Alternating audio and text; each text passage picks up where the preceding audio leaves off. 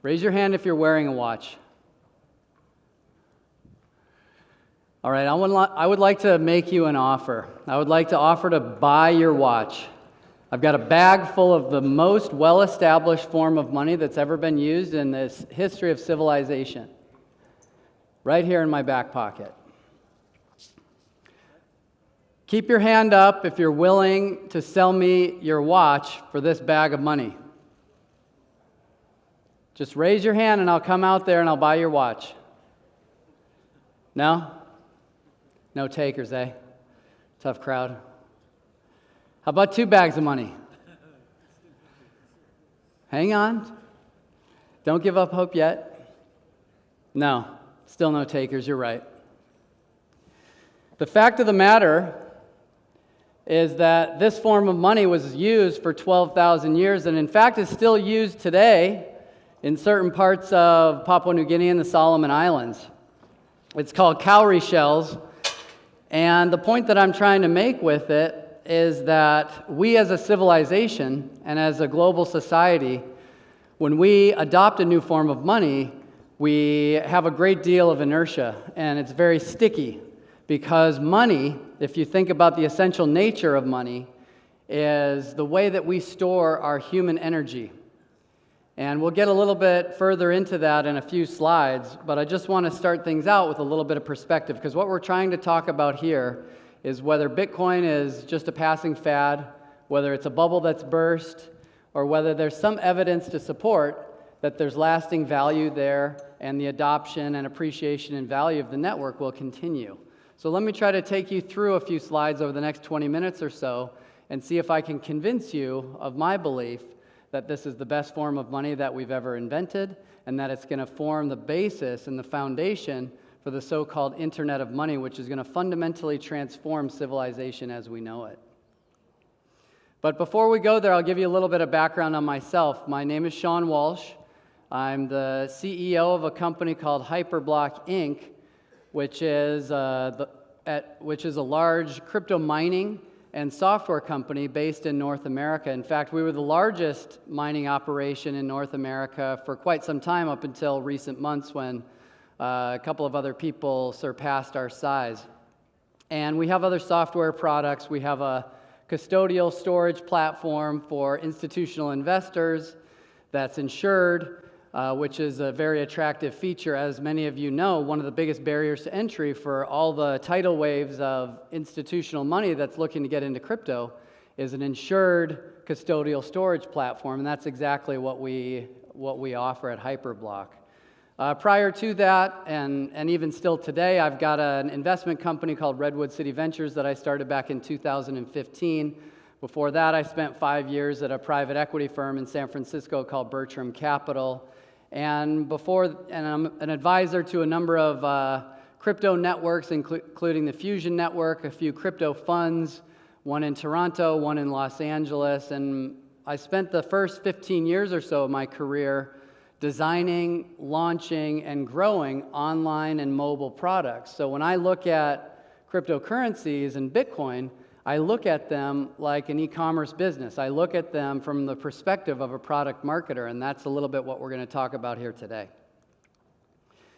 Again, notable projects. We've got HyperBlock, Inc., which I already talked about, advisor to Science, Inc., which is a pretty successful venture fund out in Los Angeles. They funded the Dollar Shave Club, which many of you may have heard of, and a few other investments as well. Here's the primary data center that we have at HyperBlock, one of 5 operations that we have across North America. And I'll take you through a little video, if we can get this AV to work, so that you can see what it's like.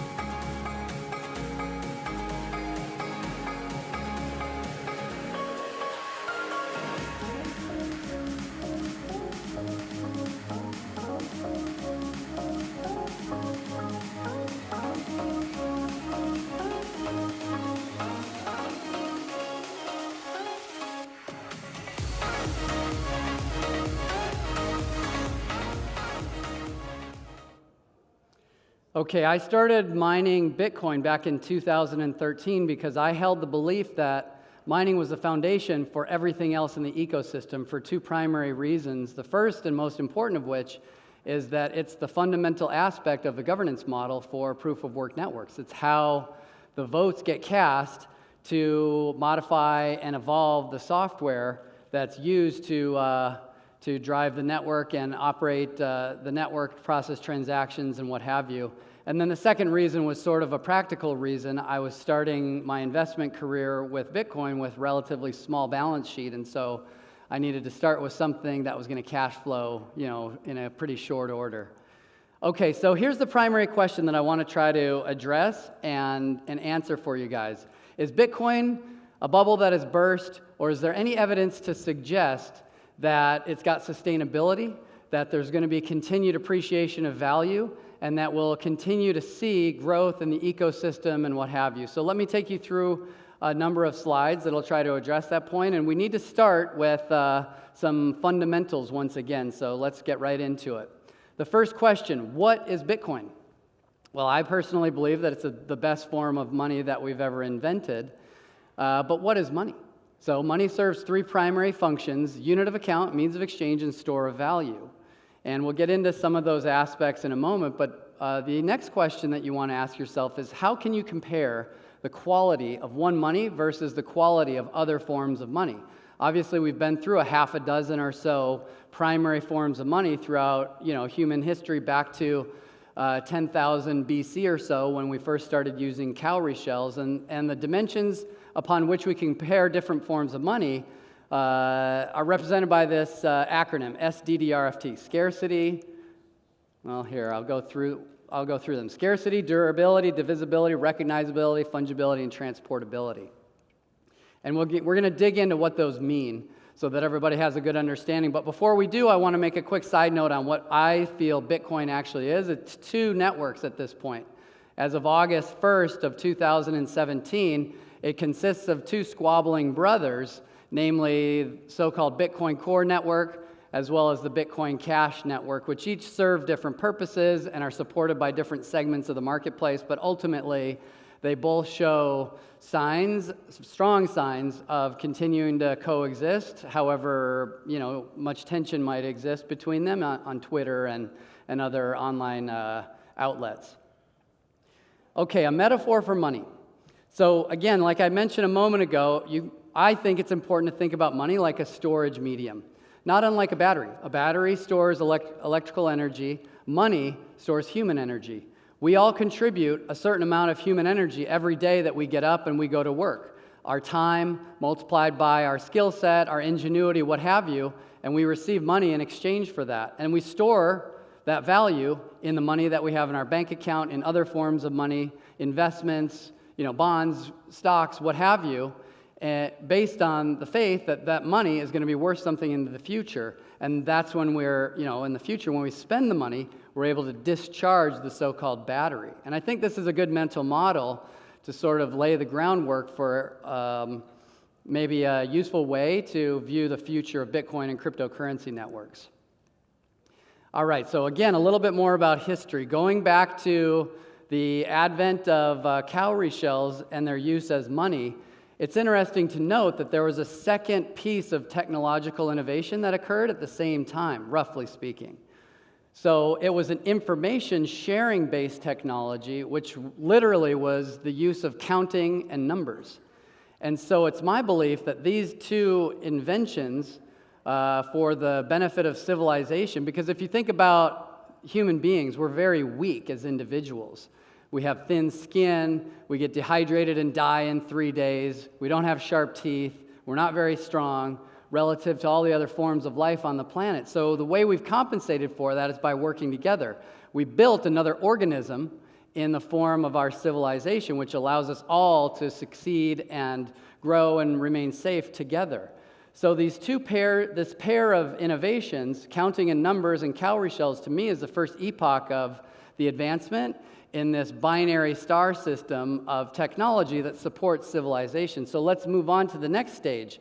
Fast forward 10,000 or so years, and you see another pair of inventions that was introduced to civilization. On the information side, you see the printing press with movable type, which exploded the efficiency and the effectiveness that we were able to share information amongst individual members of civilization. But then on the money side, we invented the double entry accounting system, and the double entry accounting system was critically important because we were then able to conduct transactions with each other with dramatically less trust. We didn't have to trust each other as much as we did before. We didn't have to be family members. It wasn't as easy to rip each other off.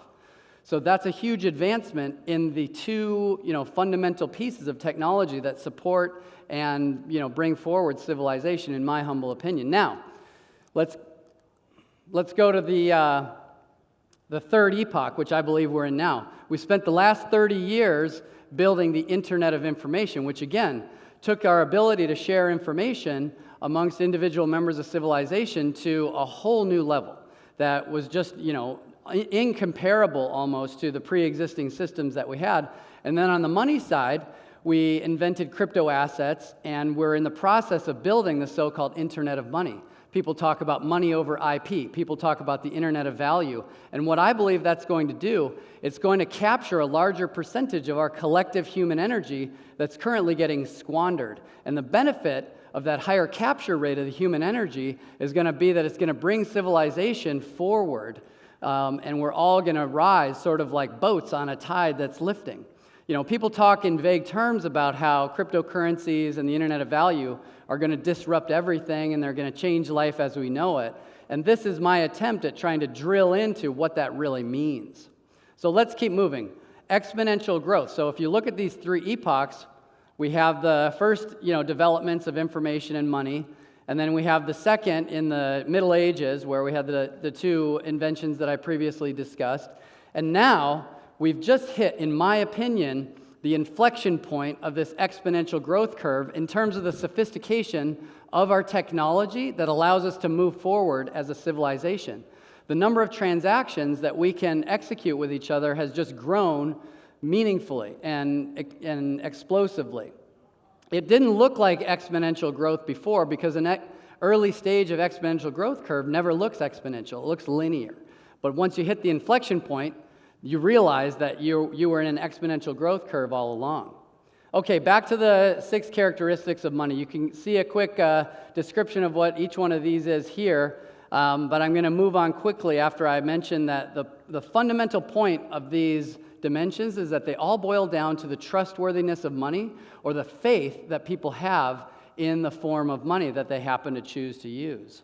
And so the question that I asked myself was, well, can we just score the different forms of money that we've used throughout history against each other in some quantitative way?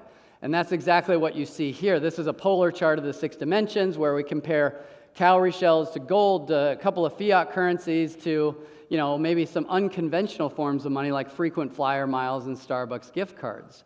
And you can see by the area of the chart the quality or the moneyness of each form of money. And then we did Bitcoin, and yeah, thank you. And we feel like it scores pretty well on all 6 of these dimensions. And we felt happy about that, but we asked ourselves, okay, is there a more visceral way to get a sense for people's faith in money, people's belief in Bitcoin? Like, the question that I'm often asked is, well, what's backing Bitcoin anyway? It's not backed by anything. It's just some anonymous system that we don't even know who built it. And what I realized was this. Oh, this is the moneyness score across the currencies. What I realized is this, that Bitcoin is backed by neck tattoos. Bitcoin is backed by neck tattoos because what better manifestation of somebody's faith in the future value of a form of money than their willingness to plaster it on the side of their neck or their back or what have you. They believe that this money is going to be worth something tomorrow and next year and so on and so forth, because that tattoo is not going anywhere. And then the question that you ask is, well, is this a flash in the pan, or is there any evidence to suggest that this has previously happened with other forms of money? And it just so happens that it is. We've been plastering $100 bills, on our body for the last N number of years, and I even found some tattoos of, Roman imperatorial coinage from the first triumvirate circa 49 BC. Now, obviously, these photos weren't taken contemporaneously, but you can imagine that in 10,000 BC, the Paleolithic ballers of the world were probably tattooing cowrie shells onto their bodies. So the point is, neck tattoos of Bitcoin equals optimism in the faith and the continued usage of Bitcoin. Moneyness is important. It cannot be underestimated. This is John Exter, who for a period of time was, in my opinion, the single most influential and powerful man in the financial system globally. He was the president of the New York Fed a number of decades ago, and you can see his quote here, but he believed that the scarcity of money, the predictable creation of the supply of money, was one of the most fundamentally important pieces of a form of money that civilization was going to use. And that's exactly what we've got with Bitcoin.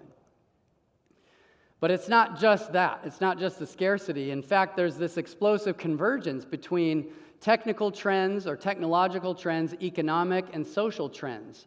And those three trends are coalescing to combine and create this unique asset class, this unique store of value, this unique means of exchange that facilitates transactions that were previously impossible to execute. And I have this slide to sort of depict that. If you imagine a pie that represents all of the financial transactions that we're able to execute today, wires over the SWIFT network, ACH transfers, credit cards, et cetera, that's the traditional banking system. And I believe that we're not really trying to overthrow the king, but we're just building out new types of transactions around that.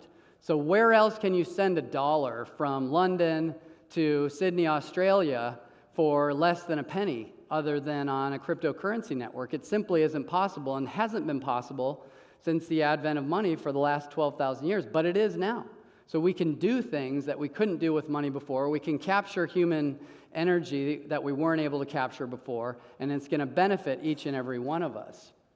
If you look at the music business, you can see sort of a metaphor for the growth of this information sharing and this monetary technology growth, where years ago, Johann Sebastian Bach was only able to make money in one way, by convincing some king or some dignitary to pay him to play live music. But fast forward to today with the Internet of Information and downloadable ringtones and so on and so forth, there's thousands of ways that a musician can make money that just weren't possible before. And we believe that we're going to see the same type of growth and expansion in every vertical market, because that's going to be facilitated by this new form of money that we've got.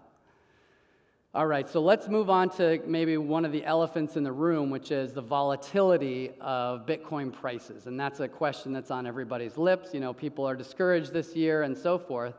But if you look, and you can see sort of this traditional pattern of financial bubbles, and in many ways, Bitcoin does follow this trend, and it does follow this bubble. But if you dig into the actual data over the last 9 years since the advent of Bitcoin, you realize something, that it's a bubble in short time horizons, but it's absolutely an anti-bubble over longer time horizons, because when else in the history of bubbles has the same asset class inflated over and over and over again? So let's just look at what Bitcoin has done.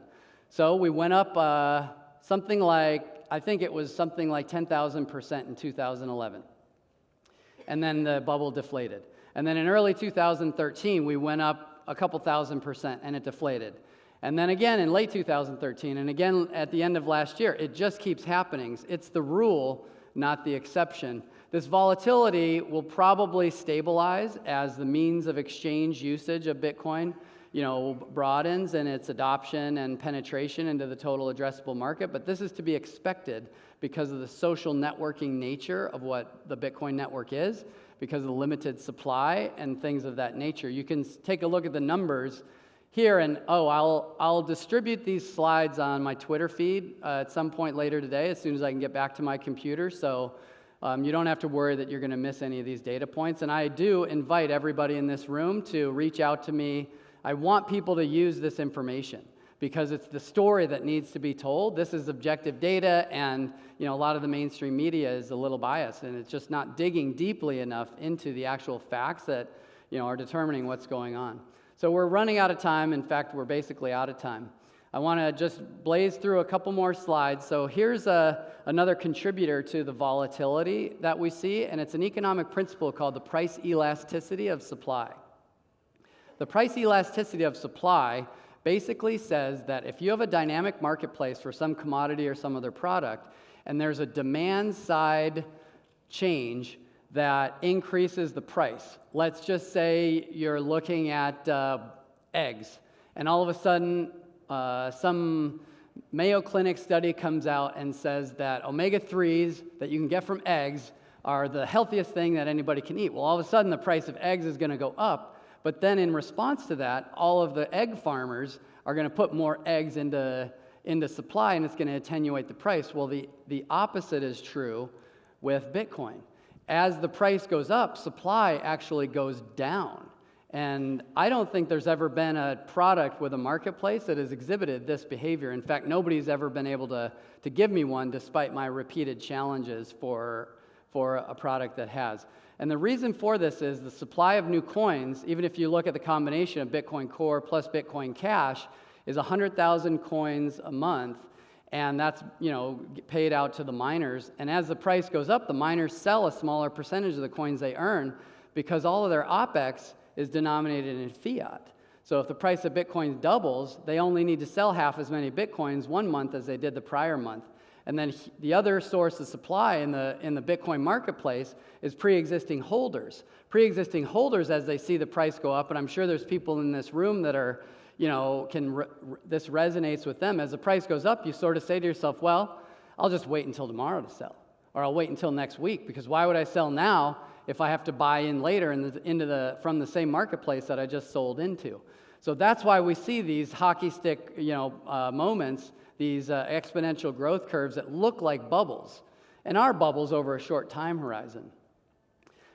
Quickly continuing along on the volatility, we found an interesting trend. So we found what we believe is causality between the growth of Bitcoin wallets, say look at the ones that hold one or more Bitcoin, and the price of Bitcoin. So this is a little over a 2-year period. We saw a 1.8% average monthly growth rate in 1 plus Bitcoin wallets, but that drove a 9.8% increase in the price of Bitcoin month over month. And then at the end of last year, we saw that rate increase to 3.2%, and it drove a huge explosion in the month over month appreciation of Bitcoin price. And then, as soon as December hit, we saw the growth rate of 1 plus Bitcoin wallets flatline, and the price, the bottom of the price fell out, and now we've moderated back to more of a steady state. And if you look back to the numbers of the 4 previous, price bubbles that we've had, the trend is up. If you look at one steady state to the next steady state and just ignore the peaks, you still have something like 235% CAGR. The annual growth rate of the price. So it's a very strong growth rate.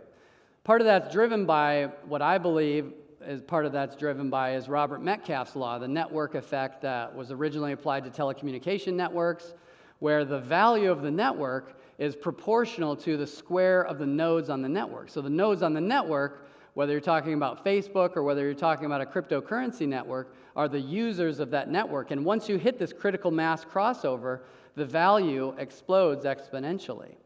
And that's, somebody applied Metcalfe's law to the trajectory of Bitcoin price for several years, and they found a pretty good match to it.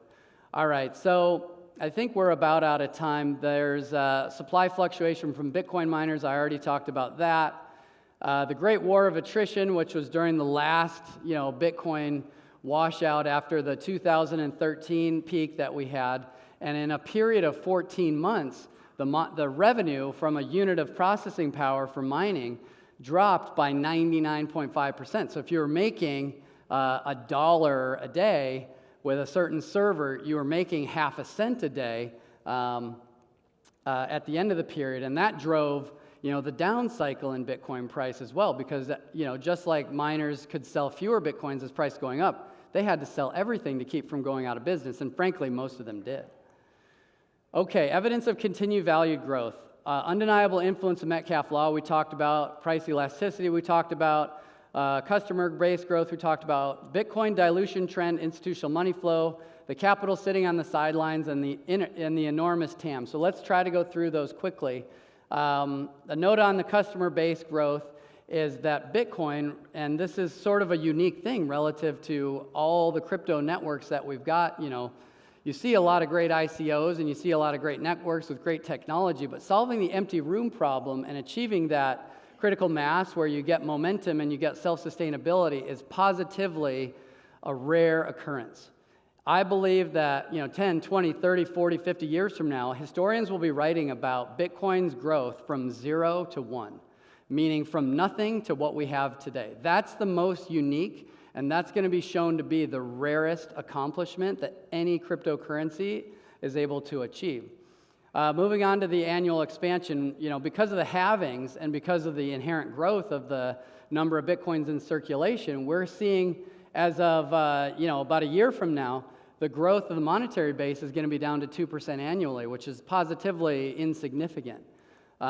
Institutional money flow, that's no big surprise. We've seen a number of ETFs. We've seen options contracts. Obviously, the ETFs are getting rejected, but the point is that there's billions of dollars of fiat money amongst institutions in the United States and Europe, et cetera, that are looking to get into the business. And as you can see here, we're just getting started. We've got 99.9% of the fiat money in the world that's still sitting on the sidelines. It's just almost immeasurably small how much has gone into Bitcoin and other cryptocurrencies. So, quick conclusion. Bitcoin is wildly attractive to over 500 million adults. Of the 3 billion internet-connected adults, 1.5 billion of whom don't have a bank account. Not even 800,000 people own a Bitcoin yet. The penetration is downright tiny. And that's why we see these huge spikes. Anyway, most asymmetric return profile in history. If you look at Bitcoin relative to every other asset class that's ever had a bubble, it just keeps coming back. The growth rate's incredible. Mainstream adoption due to SDDRFT, and we see these pieces of evidence of strong continued growth. And Bitcoin price volatility, which is what gives everybody heartburn, is going to continue to attenuate. If you look at the table of data that I presented, and you'll see that the volatility is actually going down, and we'll continue to see that attenuate and stabilize in the months and years to come. Again, this is my background. Again, please reach out to me. I'm happy to collaborate. If people are looking for investments in projects, advisory roles, et cetera, my email and my Twitter and my LinkedIn, just reach out to me. And then I'll leave you with this small reminder or representation of the moneyness of money. Transportability and scarcity is a factor that we just can't underestimate. Thank you all so very much. Sean Walsh, ladies and gentlemen. Thank you very much.